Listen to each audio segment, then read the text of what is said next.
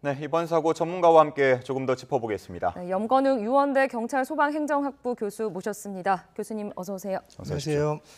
네, 어젯밤 사고부터 먼저 자세히 짚어봐야겠습니다.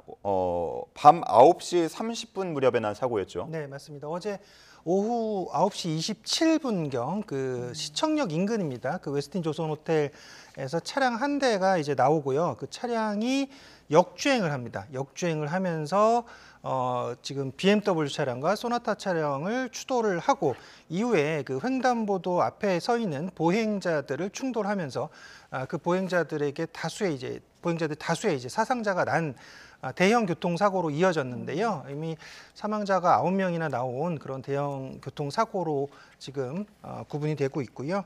아마 이게 그 그러니까 총 지금 역주행 거리가 200m로 지금 나와 있거든요. 그래서 시청역 12번 출구 앞에서 차량이 멈춰 섰다라고 지금 알려져 있습니다. 그래서 지금 왜 시내 한복판에서 저녁 9시 30분경에 이런 대형 사고가 이제 발생했을까? 이제 많은 시민들이 좀 충격을 받으셨을 것 같은데요. 이 사고 원인을 이제 지금 조사 중인 상태입니다. 그러니까 이제 유동인구가 많은 도심 한복판이고 또 저녁 시간대라서 말 그대로 뭐 퇴근길에 정말 날벼락이었다라고 생각이 드는데 지금 경찰이 사고 경위를 조사 중입니다. 운전자는 급발진이라고 주장을 하고 있죠.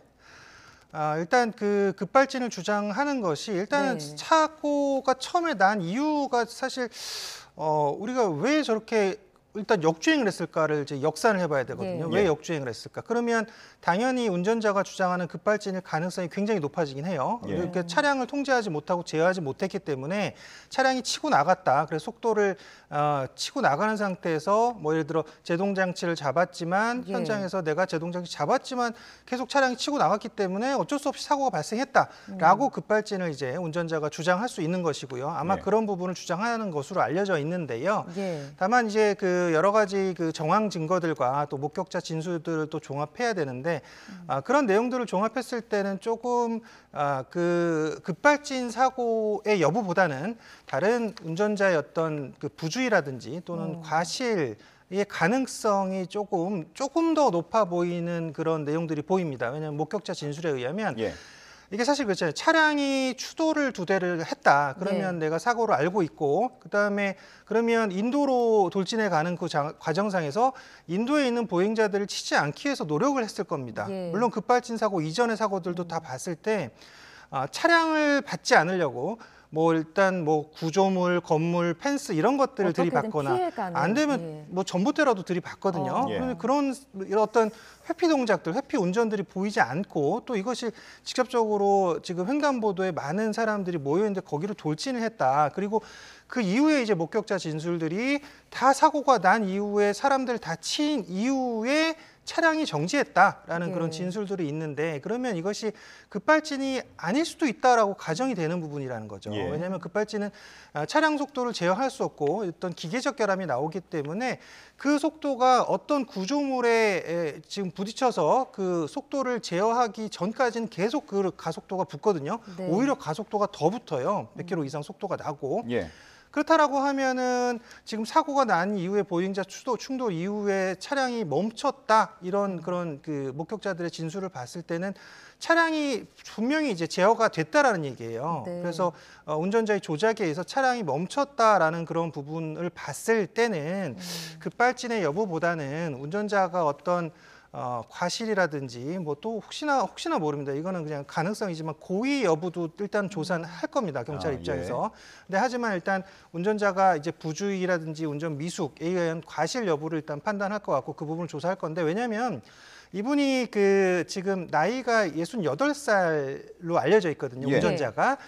그러면 우리나라에서 법령상 65세 이상은 고령 운전자에 해당되기 때문에 고령 운전자가 운전 미숙에 의해서 사고가 발생하는 경우들이 최근에 뭐 약 3만 건이 넘게 이제 발생하고 있고요. 최근 몇 년 사이에 한 30% 정도 증가를 했거든요. 그러면 고령 운전자들이 이제 그 기계 조작을 할 때 이 감각이 좀 떨어지는 경우들이 네. 있습니다. 그래서 뭐 예를 들어 나는 브레이크를 밟고 제동을 하려고 했는데 그것을 엑셀로 실수해서 밟았는데 그것이 오히려 속도를 더 가속시키고 이것이 당황해서 조작하지 못하는 그런 가능성들도 있는데 네. 제가 이 사고가 고령 운전자에 의한 사고다라고 정의를 내리는 게 아니라 예. 가능성을 여러 가지들을 우리가 눈여겨보고 조사를 해야 되기 때문에 말씀을 드린 겁니다. 예.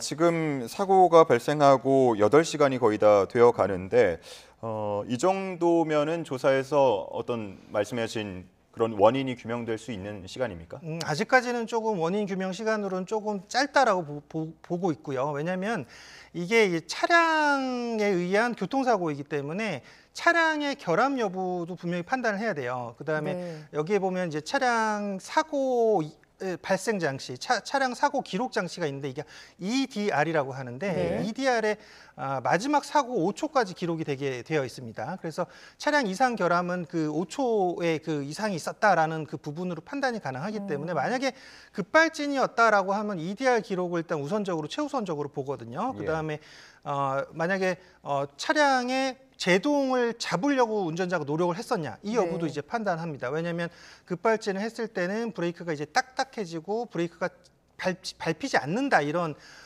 지금 내용들이 많이 나와 있기 때문에 실제로 브레이크가 딱딱해서 들어가지 않는다라고 해도 브레이크를 밟을 때 뒤에 있는 브레이크 등이 들어오거든요. 그러니까 예. 이런 여부들도 CCTV라든지 주변의 목격자 진술을 확보해서 급발진 여부인지를 일단 최우선적으로 판단을 할 것 같아요. 네. 그래서 국과수에서 지금 현장 조사 또 차량 결함 이상 여부 이런 것들을 이제 판단할 것으로 보여지고요.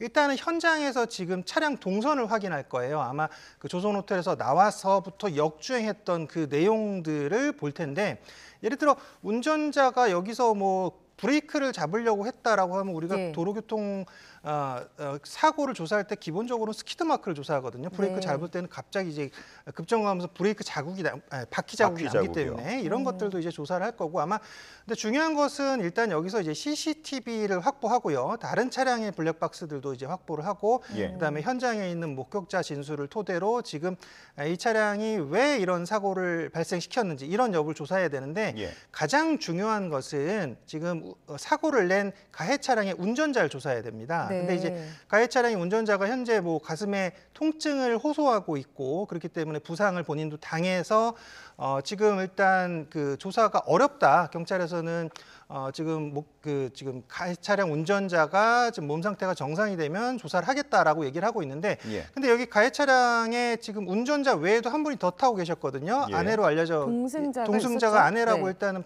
지금 뭐 보도에 나와 있는데 아마 동승자에게도 이 내용들을 조사할 겁니다. 그러면 동승자도 이 상황을 다 알고 있기 때문에 운전자 옆에서 상황을 다 지켜봤기 때문에 아마 동승자를 조사한 그 내용까지 그것을 토대로 지금 아마 빠르면 내일 아마 오전쯤에라도 경찰이 일단은 지금 현재까지 나온 상황으로 대략적인 윤곽을 그려서 예. 아마 발표를 해주지 않을까 오늘 싶습니다. 오전 말씀하시는 건가요? 그렇죠. 오늘 예. 오늘 오전쯤에 아마 대략적인 상황을 말해줄 수는 있지만 말씀드렸듯이 이 사고가 차량 사고이기 때문에 좀 복잡합니다. 그래서 차량의 어떤 이상 여부라든지 결함 여부 이런 것까지 다 판단해야 되기 때문에 종합적인 수사 결과는 조금 시일이 걸릴 걸로 예상됩니다. 그렇다면 지금 이 사건의 좀 쟁점을 짚어보면, 그러니까 말씀을 하셨듯이 급발진 여부가 가장 쟁점이 될 것이고 수사 방향 부분은 뭐 블랙박스나 CCTV 그리고 목격자의 진술, 뭐 운전자의 진술 등이 지금 가장 수사 방향을 잡는 데 주요 쟁점인 건가요? 네, 맞습니다. 일단은 네. 운전자의 책임 여부를 따져야겠죠. 왜냐하면 예. 이 상황은 사망자가 9명이나 발생했던 큰 대형 사고이기 때문에 그렇죠. 일단은 사고 원인이 규명돼야 되는데 사고 원인에서 일단 운전자가 지금 처음부터 급발진을 주장했기 때문에 네. 이 최근에 있었던 여러 가지 그 고령 운전자들 사고 보면 제가 고령 운전자 사고가 많다 아니면 고령 운전자 사고를 유발한다 이 말씀을 드리는 게 아니라요. 이런 사고가 났을 때 처음으로 주장하는 게 급발진이거든요. 네. 이 사고가 갑자기 뭐 인명피해가 발생하는 사고가 났을 때 나 이 차량을 제어하지 못했다. 순간적으로 급가속 치고 나가는데 급발진이다라고 주장하는 경우들이 있었고 네. 한 사례를 보면요. 최근에 지난 2월 29일이었죠. 그때 오후 5시쯤에 서울 은평구 연신내역 지하철 입구 있는 거기도 시장이 있어가지고 예. 굉장히 통행량이 많은 지역이었거든요. 근데 예. 거기 SUV 차량이 돌진해가지고 오토바이 한 대라 보행자들 잇따로 들이받고 70대 그 보행자 한 분이 사망했고 13명이 부상을 당했던 그런 사고가 있었어요. 네. 그 차량의 차주도 급발진을 주장했었거든요.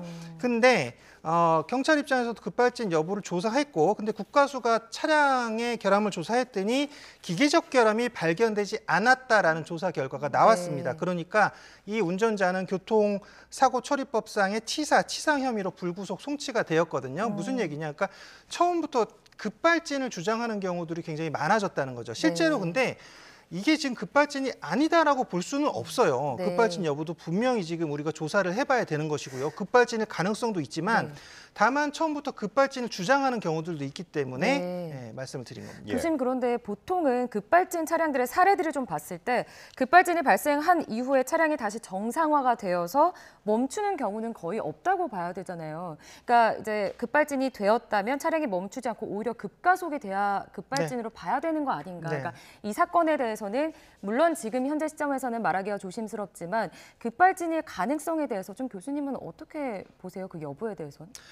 급발진은 방금 말씀 주셨듯이 네. 급발진은 속도가 오히려 더 가속이 되거든요. 그렇죠. 멈출 수가 네, 없잖아요. 가속이 더 네. 증가하기 때문에 예. 당연히 물리적 법칙에 의해서 이 차량 가속이 더 증가하고 속도가 더 나게 되는 게 보통 이제 급발진 사고에서의 내용들이거든요. 그러면 지금 이 사고에서는 만약에 급발진이었다는 그 주장이 맞다라고 하면 차량 2대를 추돌한 이후에 물론 또 속도가 붙어서 인도로 돌진해서 보행자들 쳤지만 그 이후에도 속도가 계속 났어야 된다는 네. 거죠. 속도가 계속 증가하고 이 차량은 서울 그 시청 인근을 계속 휘저으면서 속도를 내면서 다녔어야 된다. 그래서 어느 순간 만약에 거기 뭐 건물이라든지 가드레일이라든지 전봇대라든지 이런 구조물을 들이막 받고서 차량이 멈췄어야 된다라는 네. 가정이 가능하다는 얘기예요. 예. 그러니까 이 차량이 급발진 차량이 보통 급발진이 자동적으로 멈춰지는 경우는 지금까지 아마 나온 사례가 제가 알기로는 거의 없는 걸로 알고 네. 있거든요. 네. 아예 없다라고 보시면 되는데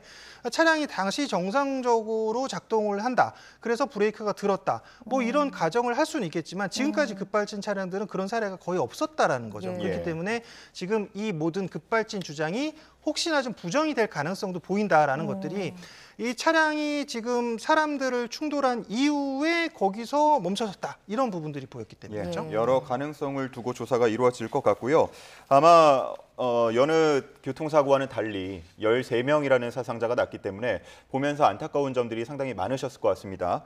유사사고 예방을 위해서 필요한 대책 짧게 정리를 해주시면요. 일단은 뭐 예를 들어 지금도 역주행해서 차가 들어왔잖아요. 그렇죠. 그리고 뭐 조금이라도 이상한 그런 모습들이 보이면 빨리 대피를 하시는 게 좋겠죠. 사실 뭐 누구나 이 상황에서는 뭐 안타까운 상황이지만 대피하기 굉장히 어려운 상황이었겠지만 혹시나 차량이 갑자기 급속도로 달려온다라고 하면 최근에 뭐 급발진 차량이라든지 운전 미숙 이런 것들도 있기 때문에 빨리 대피를 하시는 게 좋고요. 또 여기 지금 안전 펜스가 설치되어 있었는데 안전 펜스가 다 지금 찌그러지고 다 막 거의 무너졌다라고 하더라고요. 네. 그러면 지금 안전 펜스의 기준도 조금 더 강화해야 될 필요가 있지 않을까, 또는 연석이라든지 볼라드라든지 이런 것들 안전 펜스를 조금 더 기준을 강화해서 보행자를 보호할 수 있는 기준에 맞춰서 설치해야 되지 않을까라고 그런 부분도 우리가 좀 생각해 봐야 될 것 같습니다. 예. 예.